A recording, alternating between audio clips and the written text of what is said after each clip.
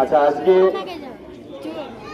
সেই পূর্ণ লগ্ন অর্থাৎ আমাদের বহু কাঙ্ক্ষিত স্বাধীনতা দিবসের উদযাপন।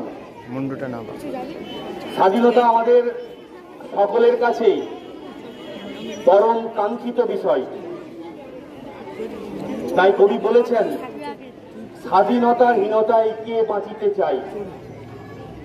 মানুষ কিন্তু জন্মগতভাবেই স্বাধীন। সেই জন্মগত অধিকার যখন কেউ লুণ্ঠন করতে চায়, তখন মানুষ প্রতিবাদের মধ্য দিয়ে গর্জে ওঠে।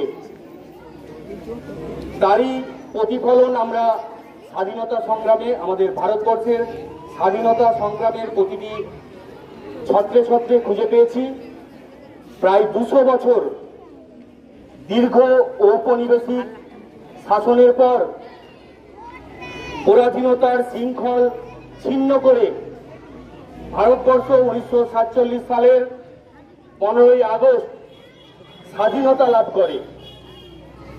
এই দিনটিকে স্মরণীয় করে রাখার জন্য আমরা প্রতি বছর 15ই আগস্ট সাড়ম্বরে স্বাধীনতা দিবস উদযাপন করি। এবছরও তার ব্যতিক্রম নয়। অর্থাৎ আজ আমরা 78তম স্বাধীনতা দিবস উদযাপন করছি।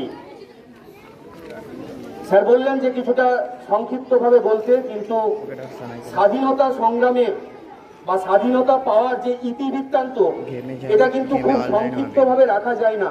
চেষ্টা করব সংক্ষিপ্ত বক্তব্যের মধ্য দিয়ে তোমাদের কাছে কিছু তথ্য তুলে ধরতে। পরবর্তী সময়ে তোমাদেরকে আরো আমি বিশদ তথ্য দেবো। তোমরা জানো যে বহু ত্যাগ তিতিক্ষার মধ্য দিয়ে, বহু আত্মবলিদানের মধ্য দিয়ে ভারতবর্ষ স্বাধীনতা পেয়েছে। এবং কাদের কাছ থেকে? না, ব্রিটিশ ঔপনিবেশিক শাসনের হাত থেকে। তার জন্য বহু রক্ত ঝরেছে।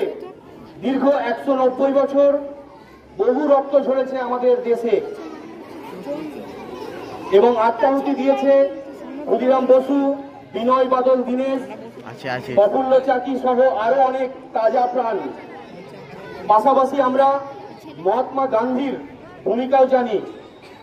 এর সঙ্গে আমরা যার কথা আজ মনে না করলেই নয়, অর্থাৎ সেই মহান বিপ্লবী, আমাদের বাংলার তথা ভারতবর্ষের গর্ব সুভাষচন্দ্র বসু, সেই সুভাষচন্দ্র বসুর আজাদ হিন্দ ফৌজের গঠনের মাধ্যমে যেভাবে তিনি ইংরেজদের হাত থেকে বা ইংরেজদের নাগপাশ থেকে ভারতবর্ষকে স্বাধীনতা এনে দেওয়ার জন্য যেভাবে সচেষ্ট ছিলেন, সেটাও কিন্তু আমরা কখনোই ভুলব না।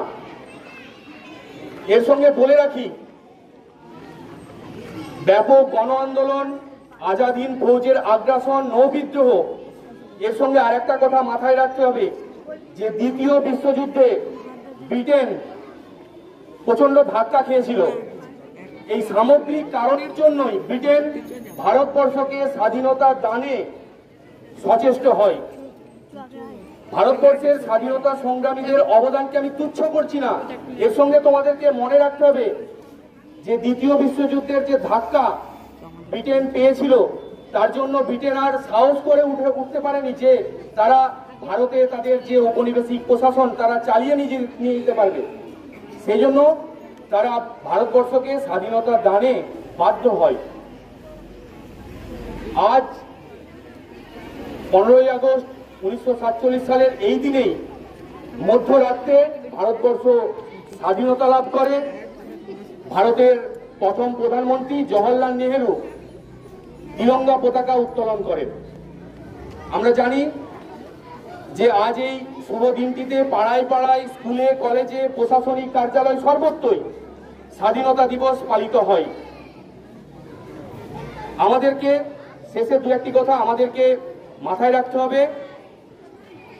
আমাদের মহান বিপ্লবীরা যে স্বপ্ন ভারতবর্ষকে নিয়ে দেখেছিলেন, সেই স্বপ্নকে বাস্তবায়িত করার জন্য আমাদেরকে কিন্তু সচেষ্ট হতে হবে।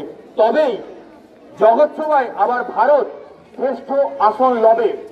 জয় হিন্দ, বন্দে মাতরম।